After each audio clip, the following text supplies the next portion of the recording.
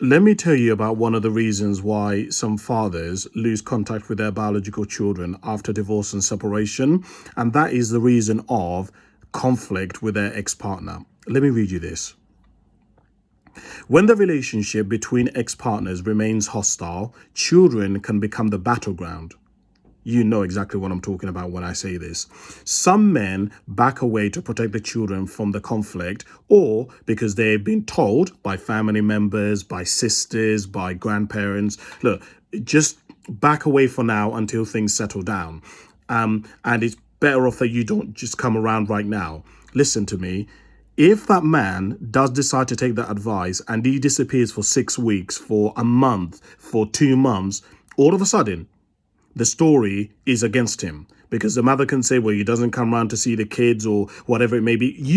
And please don't say, well, Kasim, that's not how it goes. Listen to me, please. Don't be so naive. Don't be so naive as to think that some mothers and some women won't do this. If that man because here's a question: how do you know how long is too long?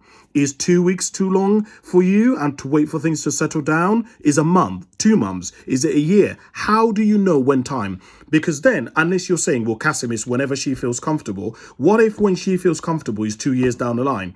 You all know that the growth of a child, especially if that child is somewhere between 0 and the ages of 5, the growth that child goes through. So that means that father is going to miss first steps, first days of nursery, all of this, and everything is done on the mother's side. And so I do have to say that there is, especially now, recently they changed the law and said that now we have no fault divorce. The reality is, one of the ways that managed divorces, particularly the emotional afterfall, was that women could blame the man. There was somebody to blame. The problem is, now that we have no fault divorce, it's really difficult as a woman. And this is just the truth, because I've spoken to women about this. It's really difficult as a woman, if that man is cheated or he's not treated you very well, how are you going to get retribution? How are you going to get justice, especially if you don't want to drag him to the courts and lose loads of money? One of the easiest ways is just keep dragging him out.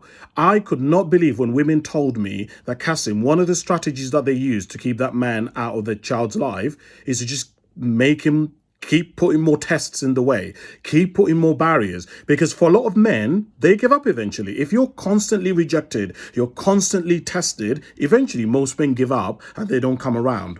Others are accused of being controlling or unsafe, even if there's no evidence, and the fear of false allegations or escalation